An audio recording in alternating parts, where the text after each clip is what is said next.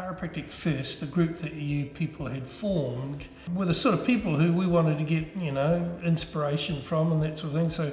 So we joined. One of the people in this room actually may have mentioned that, bugger them, let's start our own college, because there was some frustration at the inability to get a hold of associates who actually understood chiropractic that well. I believe everyone should be under chiropractic care. So if that's the case, we need a lot more chiropractors, and the only way to get them is to start a college. And so it ended up with you, myself and Brett and Jim on a council of 9, I think it was. And you've got to give Jim such a lot of credit here. Absolutely. Because he picked it up and drove it from there. Absolutely. And he had the vision to get the membership involved. And that was crucial. Because he was president at the time. He right? was president at the time, exactly. And generally we had the support. We did. And everyone got excited about that. And that's what motivated people to donate tables and chairs and bits and pieces. And so essentially, under Jim's guidance and stewardship, the college opened in 1994. As a student, I think we were 100% immersed in chiropractic and not distracted by anything else. We were taught by great chiropractors who are as passionate about it as anybody I've ever met. So when you've got a passionate chiropractor teaching you how to become a great chiropractor, it's easy to flow along with that energy. We were a bit naive when we started you guys in that first class. We all thought we'd done pretty well because I think we made a little bit of a profit. And naively thought we were on top of this till we started the second class. Then suddenly realised that it was a bit more than that. We didn't have any government funding at that point at all. We didn't have any accreditation at all. We had no idea exactly what we were going to do with you guys, even though we let you believe that we did. We were battling with the chiropractic board big time over accreditation. When my class was due to graduate end of 1998, and a lot of uncertainty about accreditation and our ability to practice. Yep. And most of us, I think, came to your office, and we sat in a reception area in Nio Street, and I don't think you had a lot of answers because there weren't many that you could come up with, but you said, trust us, we've got this, we're going to get you through. During that time, great effort was made to make sure the staff payments are paid on time. That was the biggest challenge I had. I had a 5-year-old and an 8-month-old baby, and all of a sudden our salary wasn't being paid. And, that was really tough. We couldn't pay the electricity bill, so we had to try and fight, well, us geeks anyway, try to fight to get that window seat so you could take notes and see. You were there and they didn't have any toilet paper. I remember we had to bring our own toilet paper to college. Even the students took up, passed the hat around for money to pay the teachers at some of those desperate times. What a crazy, brave thing it was to start a school. Yeah. Who does that? But look what it has grown into. And I really do accolade Jim Stenier in particular, who started it. If you ask me what is the single most important thing we are achieving today in the college, it would be that there is a highly respected, very robust research component that has not compromised at all in the fundamental techniques and philosophies of chiropractic. That's a juggling act, and the fact that you've achieved it so stunningly well, it's amazing. I bet there's nowhere else in the world that's achieved it. The New Zealand College, because it's got a very strong emphasis on research, which I think is very, very important, because that gives you the language to actually interpret studies as they come out. But it also gives you that critical thinking. I love the college for its philosophy, and we have to keep that going. And the big pump up for keeping that philosophy alive is this lovely Heidi Havach, who keeps the research, and we need that because we've lost that understanding that chiropractic's all about the sports person being their best because they know where their hand is with the tennis racket, they know where their golf swing's going to go. All of that because they've got an integrated nervous system. That's what it's all about.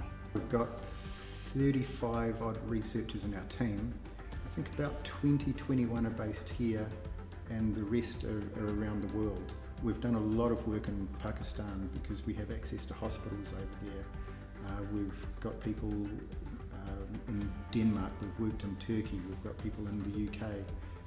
We work closely with people in America and in Canada. The college has gone from survival, startup and growth to now one of maturity, and it's now on a rock solid foundation. You know, buying the building was a key thing, securing ongoing accreditation, key thing, international students as a pipeline was a key thing. So the college is now in a mature phase and looking to do some exciting things.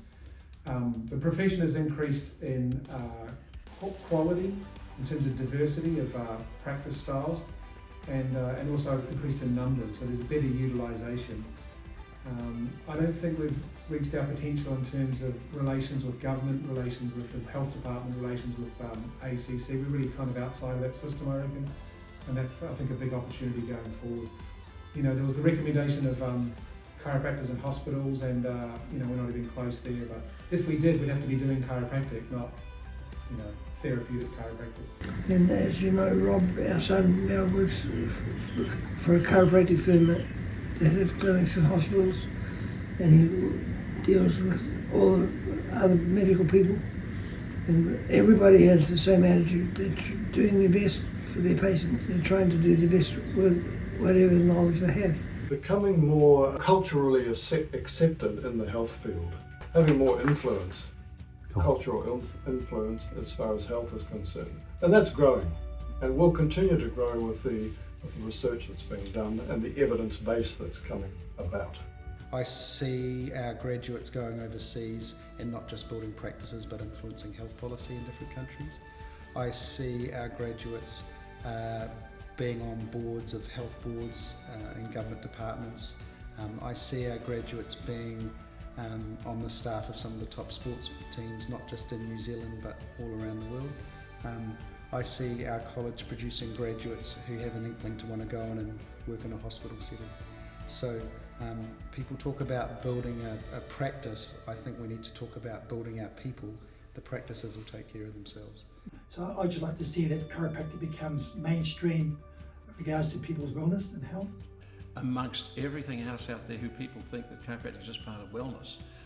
Well, it is, but it's not the purpose. The purpose is to try and get people to understand that having a good nerve supply is good for everything, not just for an ache or a pain, but for the way you think, the way you perform, the way you love, the way you act in life. You know, everybody should act out to their fullest potential, and they can't do it hiding under a barrage of drugs and pills.